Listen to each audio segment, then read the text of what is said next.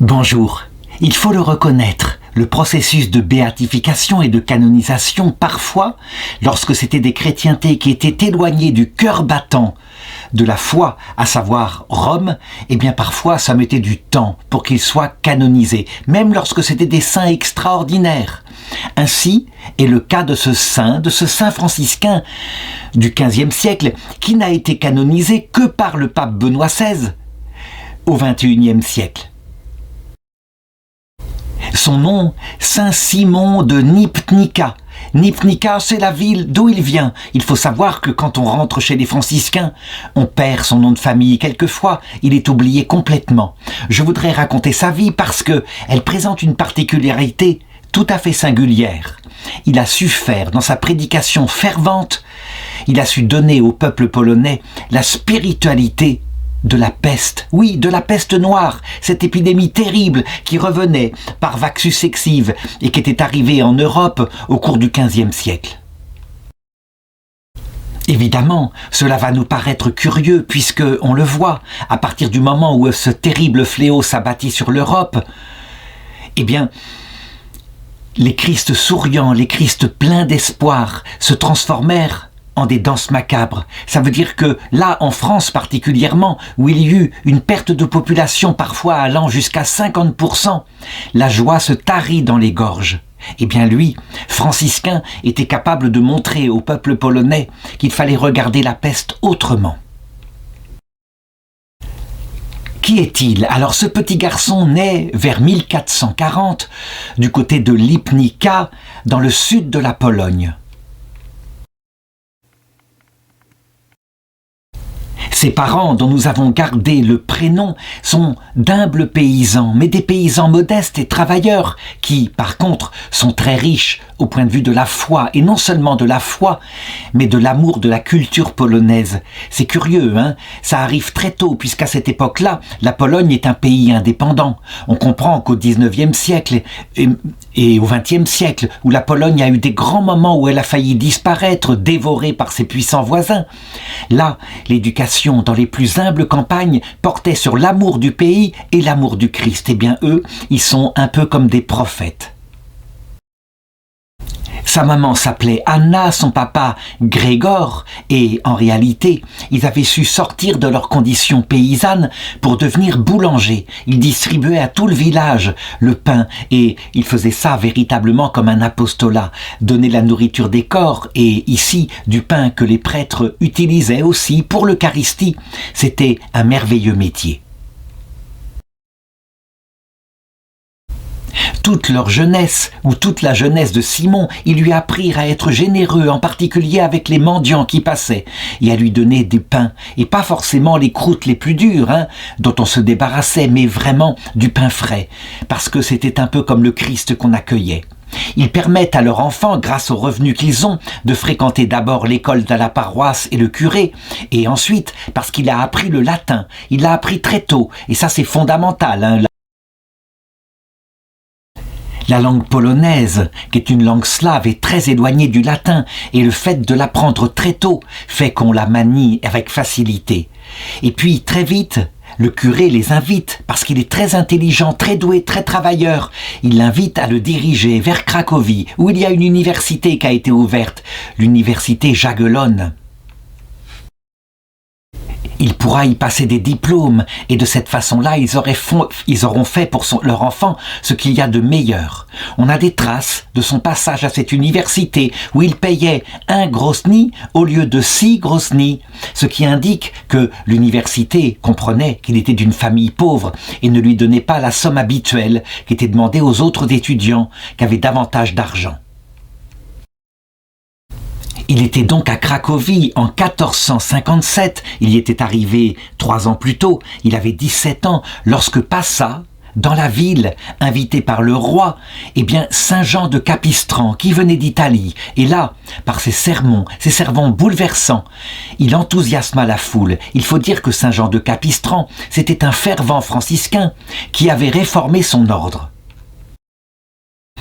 Au départ, Eh bien, son noviciat chez les franciscains en Italie s'était pas très bien passé, mais on avait découvert au bout d'un certain temps un don de prédication fabuleux, au point qu'il avait reçu une mission par le pape de sauver l'Europe par sa prédication, en prêchant une sorte de croisade par rapport aux invasions turques qui se profilaient. Les Turcs avaient comme objectif de s'emparer d'abord de la ville de Vienne en Autriche, et puis éventuellement plus tard de la ville de Rome. Il alla donc jusqu'en Pologne et les Polonais se passionnèrent pour cette croisade. Ils allèrent aider la Hongrie, l'Autriche et les Turcs furent repoussés. En tout cas, il suscita dans son passage à Cracovie un véritable enthousiasme au point que certains jeunes qui étaient à l'université, qui étaient des compagnons de Simon, eh bien, n'eurent plus qu'une seule idée, entrer chez les franciscains. C'est ainsi que, à 10, ils y rentrèrent à Cracovie et que même ils fondèrent un monastère de franciscains observants près de Wawel, selon la règle de Saint Bernardin de Sienne, un autre franciscain qui, lui, avait montré qu'il fallait retourner à la ferveur originelle que Saint François d'Assise avait donnée, une pauvreté absolue, une pauvreté qu'il fallait garder précieusement pour ne pas s'endormir dans le luxe. Il faut que je parle rapidement de Saint Bernardin de Sienne, qui était né en 1380, qui était mort en 1444, et qui avait été l'un des grands prédicateurs à l'époque de la peste noire, avec Saint Vincent Ferrier. La peste noire, il faut le savoir, elle était apparue un siècle plus tôt, à partir d'un bateau qui avait appareillé en Italie et qui avait, par du linge souillé, apporté cette maladie terrible, la peste bubonique, une peste rapide, une peste mortelle qui terrorisait les gens parce que on pouvait être contaminé le matin et mourir le soir. Or, la mort violente, la mort rapide, à laquelle on n'a pas le temps de se préparer, ça terrorisait les gens. Ils n'avaient pas le temps souvent de se confesser, ils mouraient avant que le prêtre n'arrive, et donc ils avaient peur de la damnation éternelle. La prédication de Saint Bernardin de Sienne et de Saint Vincent Ferrier, qui lui était dominicain, présentait la peste comme un fléau pour punir nos péchés. Saint Vincent Ferrier, en particulier, parlait de la fin du monde. Il le disait. Ce n'est plus pour notre génération, c'est pour notre temps. Il allait même jusqu'à ressusciter des morts pour prouver qu'il parlait de vérité. Et de fait, du coup, les gens étaient terrorisés par cette fin du monde. Ils se promenaient dans les routes de France, les routes d'Italie, en se flagellant, en portant, des costumes de flagellants, tellement ils étaient effrayés par ce fléau. La grande peste noire avait disparu et était remplacée maintenant par des pestes épisodiques qui revenaient de temps en temps. Mais lorsque Simon de Lipnica entra chez les franciscains, à cette époque-là, il n'y avait pas d'épidémie. Il fut reçu au noviciat et il fut reçu comme étant extraordinairement cultivé. Il avait déjà passé des diplômes en arts libéraux. Il maîtrisait la géométrie, l'arithmétique, la musique, l'astronomie, donc des sciences qui auraient pu le conduire à faire une carrière scientifique. Et là, il se donnait véritablement pour suivre les franciscains et pour prêcher ce qu'il y avait de beaucoup plus important, la sagesse, le sens de la vie. Il fit donc son noviciat et comme tous ceux qui étaient cultivés, on le dirigea vers le sacerdoce.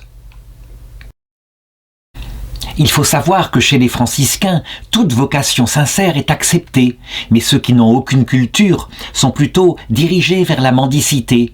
Ils restent simples frères, ils mendient de rue en rue pour apporter la nourriture, tandis que ceux qui sont davantage cultivés sont dirigés plutôt vers le sacerdoce afin de prêcher. L'ordre des franciscains est un ordre de prêcheurs finalement. C'est, sous l'influence de Saint François et dans le but de cette vocation qu'ils sont nés, à la même époque d'ailleurs que les dominicains. Bientôt Simon prononça ses vœux et il lui fallut 8 années d'études pour être ordonné prêtre. Et ceci se passa vers 1470. Et donc, parce que ses frères le connaissaient comme étant particulièrement fervent, ils décidèrent à l'unanimité de le nommer gardien de leur couvent. Gardien, ça veut dire le supérieur, celui qui organise la vie. Mais bientôt, on constata que ce n'était pas tellement son charisme, il était un piètre organisateur. Par contre, lorsque il présidait la messe et qu'il se mettait à parler, alors là, on peut le dire, On constata qu'un talent de prédication extraordinaire sortait de sa bouche, et dès qu'il parlait, il donnait envie d'écouter ses sermons, il transmettait sa ferveur. Évidemment, il est impossible de transmettre ce que c'est qu'un talent de prédicateur. Il faut avoir été confronté à un prêtre qui possède ce charisme pour saisir à quel point le cœur devient brûlant. Toujours est-il que, alors qu'habituellement, dans la cathédrale de Cracovie, les dominicains avaient toujours été chargés d'être les prédicateurs en titre, et bien pour la première fois, les gestionnaires de la cathédrale, se rendant compte du talent du gardien des franciscains, lui donnèrent ce ministère. Il devint officiellement, et il le garda jusqu'à la fin de sa vie, prédicateur de la cathédrale. Ses sermons, certes, étaient pleins de clarté, pleins de sagesse. Il savait donner des enseignements profonds, nourrir l'intelligence humaine, mais il savait enthousiasmer les cœurs. C'était quelque chose de formidable. On raconte par exemple que tout d'un coup, il se mettait à crier le nom de Jésus avec une ferveur particulière, 3 fois « Jésus, Jésus, Jésus ». Et la foule, enthousiasmée, reprenait et criait avec lui le nom de Jésus. C'était quelque chose qui, par rapport aux autres prêtres, était là et quelquefois qui les gênait. Il considérait que son talent était certes formidable, mais qu'il plongeait le peuple dans une sorte de transe, au point qu'à un moment donné, on lui fit même un procès en inquisition. Quelqu'un trouva l'argument suivant et dit « Eh bien, il prononce le nom de Jésus avec une telle ferveur que, eh bien, on a l'impression que c'est le nom lui-même dont il fait une idole et non pas Jésus. » C'était quelque chose de tout à fait particulier. Il eut donc un procès, il se défendit et bien sûr, ce procès absurde, il en fut aussitôt lavé. Il faut savoir que, quand on a reçu le charisme de la prédication qui retourne les cœurs, et ce fut son cas, les conversions se multipliaient. Eh bien, ce n'est pas forcément lié à la sainteté, ça peut être lié à un talent particulier, un talent d'orateur, mêlé à de la passion. Mais, en ce qui le concerne, lui, manifestement, les paroles correspondaient à ses actes. Et d'abord, je voudrais à cette époque-là le prouver de la façon suivante, qui fut démontrée par son procès en béatification. La vie qu'il avait dans son couvent était une vie tout intériorisée. Il avait renoncé à sa charge de gardien, bien sûr. Il n'était pas fait pour ça. Un autre frère avait été élu et il suivait la règle, vraiment, comme il le fallait, s'imposant les pénitences, vivant dans une très grande humilité. Lui, qui était si célèbre dès qu'il sortait du couvent, quand il entrait au couvent, il était un frère parmi les frères, dans la pauvreté, faisant les tâches les plus matérielles, comme tous les frères, la cuisine, le ménage et toutes sortes de choses.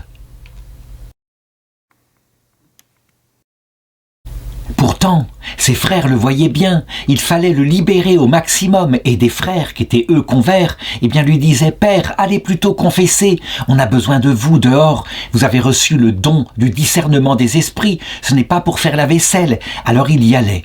Et on peut le dire, son talent de confesseur, son talent de prédicateur, c'était pas seulement sa fonction, c'était sa véritable vocation. Il s'épanouissait là-dedans. Il avait été nommé par le Seigneur pour cela, on peut le dire. Je voudrais raconter quelques anecdotes qui montrent, à quel point il était capable aussi, comme directeur de conscience, de faire bouger les gens. Un jour, une noble dame de Cracovie vint pour se confesser à lui, pour recevoir ses conseils. Et cette dame, elle était habituée, tellement elle était célèbre, de la haute noblesse polonaise, à être reçue aussitôt avec des courbettes, par les frères franciscains en particulier. Ce jour-là, elle vint frapper à la porte du couvent et elle demanda au frère portier d'annoncer au frère Simon qu'elle voulait le rencontrer. Habituellement, il serait arrivé là, immédiatement, instantanément, quittant toutes ses activités, mais lui, il était en train de faire du ménage, de faire des tâches pour sa communauté. Et donc, étant pris par cette tâche-là, il ne voulut pas la quitter. En réalité, il était en train de lui donner une leçon. Elle attendit donc 1 heure, 2 heures, et puis, à un moment donné, vint l'heure où le portier lui dit « Mais maintenant, les réceptions sont terminées, vous devriez partir ». Et c'est ainsi que la porte du couvent se ferma sans qu'elle ait rencontré le frère Simon. Et elle partit. Elle était furieuse dans un premier temps, indignée. Elle disait « De nombreux grands personnages, des ministres considèrent que c'est un honneur de me parler, mais ce petit franciscain ne veut pas me parler ni me montrer son visage. » La leçon était rude, mais il la lui expliqua plus tard, en lui disant que, devant Dieu, évidemment, l'âme d'un mendiant, l'âme d'une noble dame, c'est tout un. Il n'y a pas de dignité plus grande que d'avoir simplement une âme. Une autre fois, et probablement lui avait-on confié la tâche d'être maître des novices, une autre fois, il voulut montrer à ses novices la vertu de l'obéissance. Vertu plus grande certainement que la pauvreté matérielle, parce que on renonce à sa volonté propre pour mettre à sa place la volonté du Christ. Et donc l'obéissance passe, tant qu'on est sur la terre, pour des religieux, à l'obéissance à un supérieur. Et donc il répandit sur le trottoir, au pied du couvent, des charbons ardents qu'il avait pris dans la cheminée, et il leur demanda, au nom de l'obéissance, de se déchausser et de marcher dessus. C'était un ordre absolument impressionnant, et finalement un frère se lança, le premier, courageusement, et il ne se brûla pas les pieds. Est-ce que c'était un miracle? Est-ce que c'était simplement ce qui est habituel, quand on marche rapidement sur des charbons, on le sait, il y a une petite couche de cendre qui fait qu'on ne se brûle pas les pieds. Toujours est-il que les autres frères firent pareil, et c'est ainsi qu'ils apprirent que l'obéissance, elle était capable, lorsqu'on la faisait véritablement dans l'esprit chrétien, de faire des merveilles. Je voudrais raconter maintenant la façon dont il prêchait, quelques-uns des sermons qu'il donnait. Un sermon porte un titre véritablement surprenant. Prier, travailler et désespérer. Prier, travailler, orare, laborare, c'est la devise des bénédictins, on comprend. Lorsqu'on est religieux, et même lorsqu'on est dans le monde, il y a là les deux activités principales, se tourner vers Dieu pour le chercher, et puis travailler à son devoir d'État. Et son devoir d'État, c'est pas seulement son métier, c'est aussi sa famille. On travaille, bref, dans le monde à faire ce qui est exigé. Mais désespérer, ça veut dire quoi? Est-ce qu'il était janséniste? Pas du tout. Le jansénisme, d'abord, n'était pas encore sorti à cette époque-là, mais la spiritualité janséniste, elle courait parfois chez des prêtres qui prêchaient en premier lieu l'enfer éternel, le risque de se damner, le grand nombre des damnés. Lui, il ne parlait pas de cela, loin de là. Il parlait de se désespérer, en ce sens qu'il leur expliquait « Vous ne pouvez pas vous sauver. Vous aurez beau prier, travailler, vous n'obtiendrez rien. Vous êtes incapable de quoi que ce soit pour votre propre salut. Donc, désespérez de vous, complètement. Faites comme les disciples qui demandaient à Jésus « Mais qui donc pourra être sauvé ?» Et Jésus leur avait répondu « À l'homme c'est impossible, mais à Dieu tout est possible. Et donc, espérez, mettez votre espérance uniquement en Dieu. Dieu seul, il fabriquera en vous les qualités qu'il faut pour vous emmener à la vie éternelle. » Donc on le voit, il aimait bien provoquer de cette façon-là, susciter l'intérêt, scandaliser un certain temps, avant que tout d'un coup la vérité ne ressorte. Oui, désespérer de soi, espérer en Dieu. D'ailleurs, je dirais que ce sermon était presque la base de sa spiritualité. Il y a en effet en théologie, et je le montrerai tout à l'heure, deux sens du mot espoir. L'espoir humain, quand on s'appuie sur soi. On peut, par exemple, par espoir humain, espérer vivre longtemps, en ayant une nourriture saine, en ayant une vie équilibrée. Et puis l'espérance théologale, c'est autre chose. Elle s'appuie sur Dieu, elle attend de Dieu le salut éternel et tous les moyens qui permettent de l'obtenir, la grâce en cette vie, la venue de l'Eucharistie dans son cœur, la venue du Christ à l'heure de la mort qui nous apparaît et qui nous entraîne vers son paradis et surtout, ultimement, la vision béatifique pour tous nos frères, que personne ne se damne. Ça, c'est l'espérance théologale. L'espérance théologale, du coup, quoi qu'il arrive quand elle est dans le cœur, elle permet d'affronter cette vie dans la joie, puisque plus on s'approche de quelque chose qui est, au point de vue de l'espoir, désespérant, la vieillesse, la mort, la perte de son métier, ne serait-ce que parce qu'on ne peut plus l'exercer, on est vieux. Plus l'espérance prend la place, et plus on entre dans la joie de quelque chose que personne dans l'éternité ne pourra nous retenir. Donc, c'était la base de sa prédication, et il arrivait, en ces temps où quelquefois on mourait rapidement, à donner aux gens, aux pauvres Polonais, à leur donner, une espèce d'allégresse d'être sur la terre, puisque cette vie terrestre n'était que passagère. ses frères, eux, eh bien, admirant sa prédication, toujours, je dirais, auprès de lui, ils finirent par lui confier d'autres missions. C'était quelque chose qui lui tombait dessus, qui aurait pu évidemment le faire perdre sa vertu d'espérance pour s'attacher à quelque chose de la terre, mais manifestement cela n'eut pas cet effet. Donc il fut élu au chapitre provincial, député chargé de représenter le chapitre provincial auprès du chapitre général des franciscains en Italie, à Pavie. Et donc à cette époque-là, il s'y rendit avec le provincial de l'époque, qui s'appelait le père Chrysostome de Poniec, et avec le tuteur de Cracovie, Marianne de Gerosisco. Et donc, il put ainsi visiter l'Italie, se rendre à Rome, se rendre auprès du tombeau des apôtres. Et à l'occasion, cette chose-là se passa entre 1478 et 1479. Il était donc âgé, de 39 ans. Il put partir en pèlerinage avec un navire en Terre Sainte et en revenir vivant, à une période où pourtant le pèlerinage était très compliqué. Les musulmans, quelquefois, ne faisant pas de cadeaux aux pèlerins. Mais je voudrais raconter maintenant ce qui caractérise, me semble-t-il, le plus la façon dont il transforma une approche en particulier des fléaux qui couraient à cette époque-là. Il y en avait de nombreux. Il y eut par exemple en Pologne en 1473, il avait 33 ans, une grande sécheresse. C'était un fléau terrible qui provoquait la famine, le cheval verdâtre de l'Apocalypse. Et puis, il y eut 10 ans plus tard la peste noire qui revint sporadiquement et qui tua beaucoup de Polonais. Eh bien, lui, il fut au cœur de ces événements et il fut prédicateur, mais de manière incroyable. Dans sa prédication, lorsqu'arrivaient les fléaux ainsi sur le peuple polonais, toujours à la cathédrale de Wawel, il était capable de leur dire qu'en réalité, tout cela était le jubilé de Dieu. Oui, le jubilé envoyé par Dieu. Qu'il ne fallait pas se désespérer devant ces fléaux, mais qu'au contraire, c'était Dieu qui les envoyait, non seulement pour nous avertir, évidemment, mais ça, c'était une prédication habituelle que les gens comprenaient bien, mais surtout pour une autre chose. Il le disait, vous savez, de toute façon, la vie terrestre, vous n'y êtes que pour quelque temps.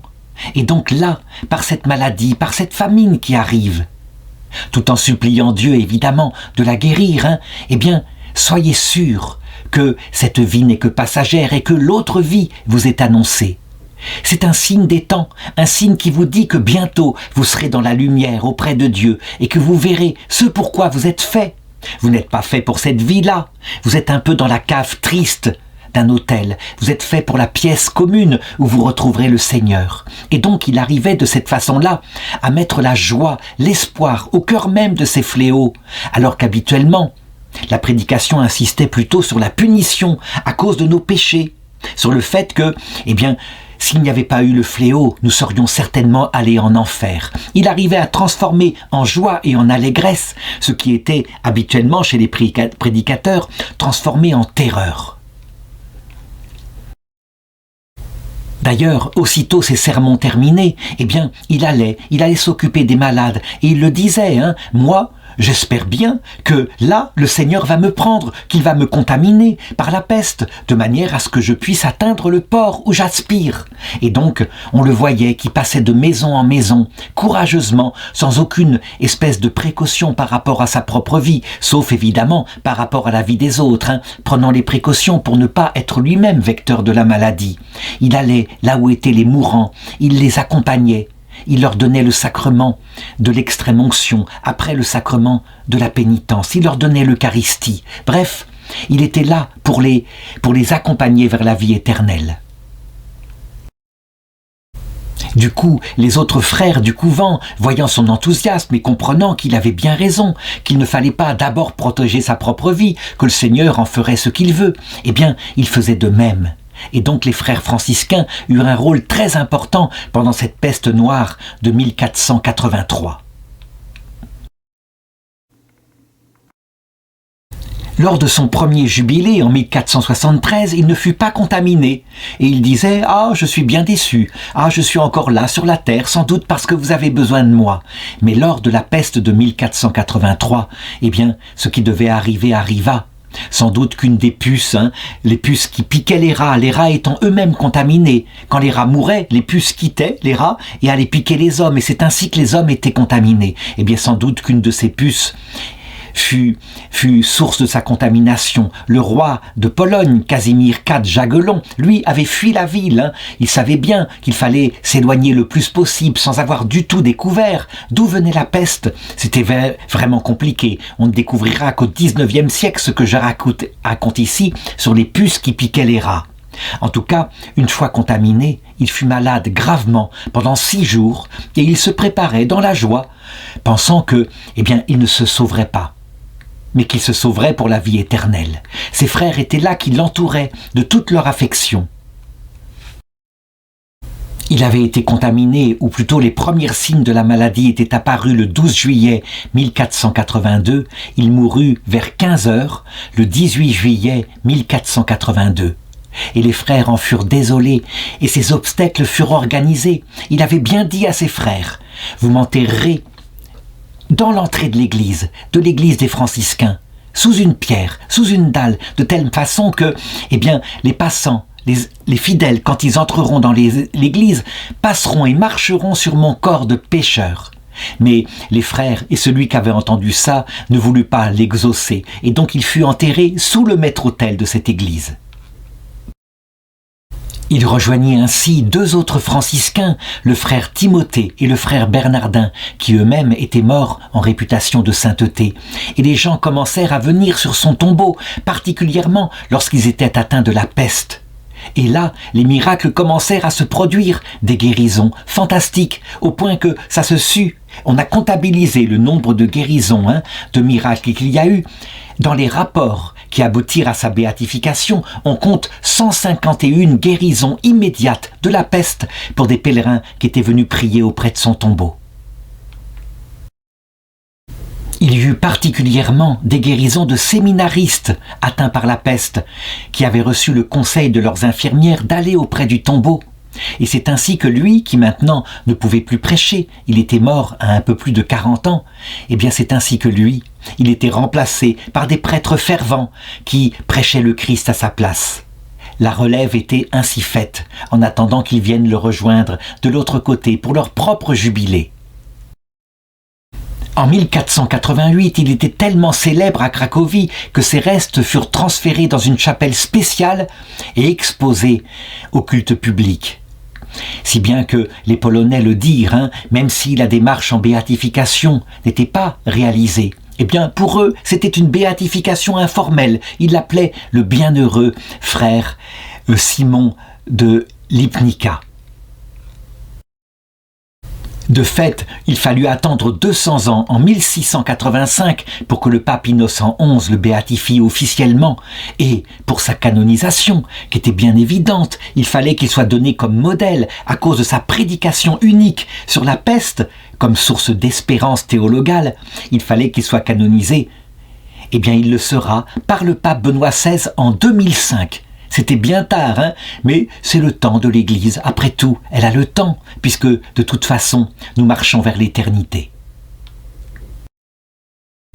Voici une photo de sa chasse actuelle, qui est faite dans un magnifique marbre, un sarcophage. C'est tout à fait original, c'est très différent de la manière de faire des Italiens, qui eux, en général, font un sarcophage qui a la forme et la texture du corps, souvent en cire. Et parfois, c'est le corps intact qui est exposé. C'est arrivé bien souvent en Italie. Les Polonais le considèrent maintenant comme le patron des prédicateurs et des étudiants. Oui, c'est assez étonnant, des étudiants, parce que justement, il ne se laissa pas prendre par les jeux qui habituellement font que les étudiants se détournent des études. Lui, au contraire, était toujours sérieux, bénéficiant de l'aide de ses parents, comme je l'ai dit tout à l'heure, mais des prédicateurs, à cause aussi du contenu de son sermon. L'espérance théologale est un trésor qu'on oublie trop souvent. Et très souvent, des gens qui ont la foi, qui ont la charité, n'ayant pas assez d'espérance, s'installent sur la terre, et du coup, quand les fléaux arrivent, les fléaux qu'ils n'aiment pas, comme la maladie, la vieillesse et la mort, ils passent par toutes les douleurs que raconte l'Apocalypse, parce que Ils n'attendent pas la seule chose qu'il faut attendre, la vie éternelle. Au contraire, celui qui vit déjà au ciel, comme le fit saint Simon, celui-là, la mort ne peut que l'effleurer. Il n'en a pas du tout peur.